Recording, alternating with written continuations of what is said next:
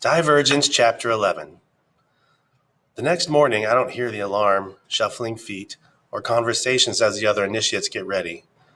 I wake to Christina shaking my shoulder with one hand and tapping my cheek with the other. She already wears a black jacket zipped up to her throat. If she has bruises from yesterday's fight, her dark skin makes them difficult to see. "Come on," she says. "Up and at 'em." I dreamt that Peter tied me to a chair and asked me if I was divergent. I answered no, and he punched me until I said yes. I woke up with wet cheeks. I mean to say something, but all I can do is groan. My body aches so badly it hurts to breathe. It doesn't help that last night's bout of crying made my eyes swell. Christina offers me her hand. The clock reads 8. We're supposed to be at the tracks by 8:15. "I'll run and get us some breakfast. You just get ready. Looks like it might take you a while," she says. I grunt, trying not to bend at the waist. I fumble in the drawer under my bed for a clean shirt. Luckily, Peter isn't here to see me struggle. Once Christina leaves, the dormitory is empty. I unbutton my shirt and stare at my bare side, which is patched with bruises. For a second, the colors mesmerize me, bright green and deep blue and brown. I change as fast as I can and let my hair hang loose because I can't lift my arms to tie it back. I look at my reflection in the small mirror on the back wall and see a stranger. She's blonde like me, with a narrow face like mine, but that's where the similarities stop.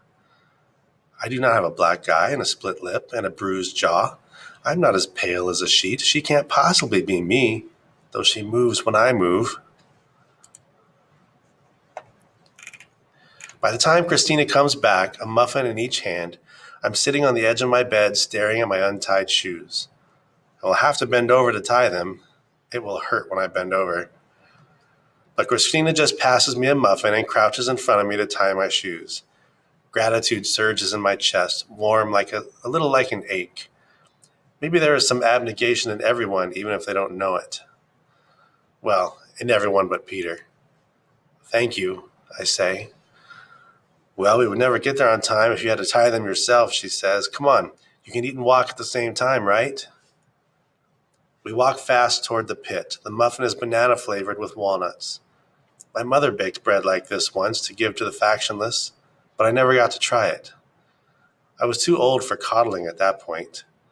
I ignore the pinch in my stomach that comes every time I think of my mother and half walk, half jog after Christina, who forgets that her legs are longer than mine. We climb the steps from the pit to the glass building above it and run to the exit. Every thump of my feet sends pain through my ribs, but I ignore it. We make it to the tracks just as the train arrives, its horn blaring. "What took you so long?" Will shouts over the horn. "Stumpy legs over here turned into an old lady overnight," says Christina. "Oh, shut up. I'm only half kidding." 4 stands at the front of the pack, so close to the tracks that if he shifted even an inch forward, the train would take his nose with it. He steps back to let some of the others get on first. Will hoists himself into the car with some difficulty, landing first on his stomach and then dragging his legs in behind him. 4 grabs the handle on the side of the car and pulls himself in smoothly, like he doesn't have more than 6 feet of body to work with. I jog next to the car, wincing, then grit my teeth and grab the handle on the side. This is going to hurt. Al grabs me under each arm and lifts me easily into the car. Pain shoots through my side, but it only lasts for a second. I see Peter behind him and my cheeks get warm. Al was trying to be nice, so I smile at him, but I wish people didn't want to be so nice. As if Peter didn't have enough ammunition already. "Feeling okay there?" Peter says, giving me a look of mock sympathy, his lips turned down, his arched eyebrows pulled in. "Or are you a little stiff?" He bursts into laughter at his joke, and Molly and Drew join in. Molly has an ugly laugh, all snorting and shaking shoulders, and Drew's is silent, so it almost looks like he's in pain. "We are all awed by your incredible wit," says Will. "Yeah, are you sure you don't belong with the erudite, Peter?" Christina adds. "I hear they don't object to sissies." 4, standing in the doorway, speaks before Peter can retort. "Am I going to have to listen to your bickering all the way to the fence?" Everyone gets quiet, and 4 turns back to the car's opening. He holds the handles on either side, his arms stretching wide, and leans forward so his body is mostly outside of the car, though his feet stay planted inside. The wind presses his shirt to his chest. I try to look past him at what we're passing, a sea of crumbling, abandoned buildings that get smaller as we go. Every few seconds, though, my eyes shift back to 4. I don't know what I expect to see or what I want to see, if anything, but I do it without thinking. I ask Christina, what do you think is out there? I nod to the doorway. I mean, beyond the fence. She shrugs. A bunch of farms, I guess. Yeah, but I mean, past the farms. What are we guarding the city from? She wiggles her fingers at me. Monsters. I roll my eyes. We didn't even have guards near the fence until 5 years ago, says Will. Don't you remember when Dauntless police used to patrol the factionless sector? Yes, I say. I also remember that my father was one of the people who voted to get the Dauntless out of the factionless sector of the city. He said the poor didn't need policing, they needed help, and we could give it to them. But I would rather not mention that now or here. It's one of the many things erudite gives as evidence of abnegation's incompetence. Oh, right, he says. I bet you saw them all the time. Why do you say that? I ask, a little too sharply. I don't want to be associated too closely with the factionless. Because you had to pass the factionless sector to get to school, right? What did you do, memorize my map of the city for fun, says Christina. Yes, says Will, looking puzzled. Didn't you?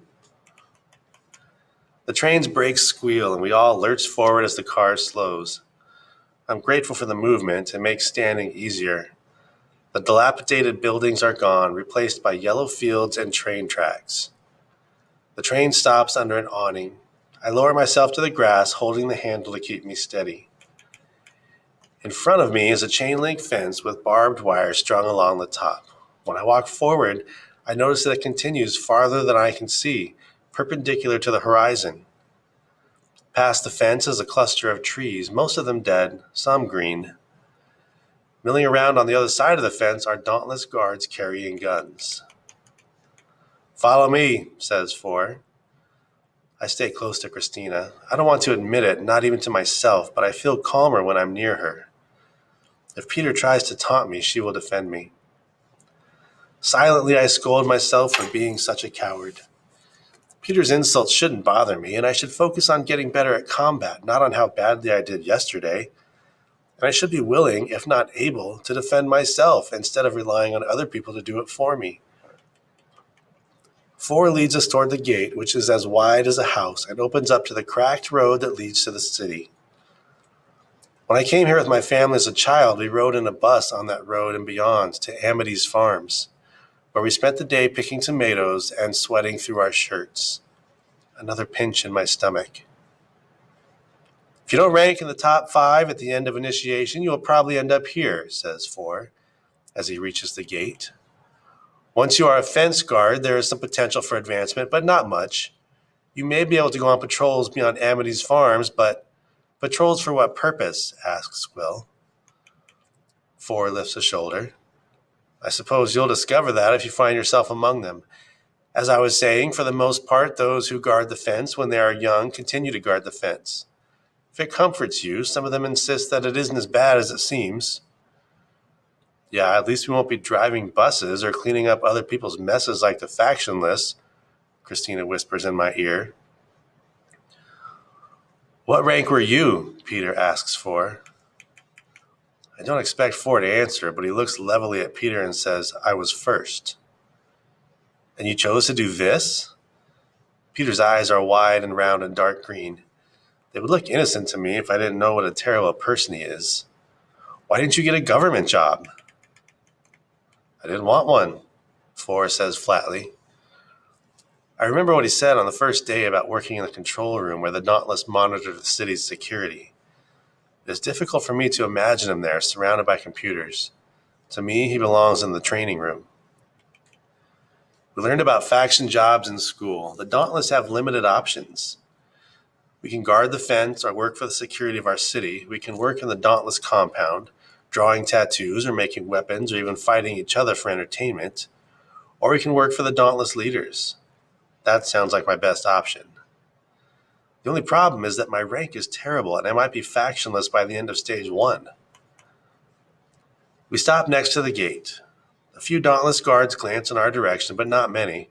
They're too busy pulling the doors, which are twice as tall as they are and several times wider, open to admit a truck. The man driving wears a hat, a beard, and a smile. He stops just inside the gate and gets out. The back of the truck is open, and a few other Amities sit among the stacks of crates. I peer at the crates. They hold apples.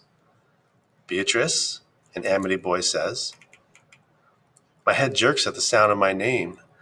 One of the Amity in the back of the truck stands. He has curly blonde hair and a familiar nose, wide at the tip and narrow at the bridge. Robert. I try to remember him at the choosing ceremony, and nothing comes to mind but the sound of my heart in my ears. Who else transferred? Did Susan? Are there any abnegation initiates this year?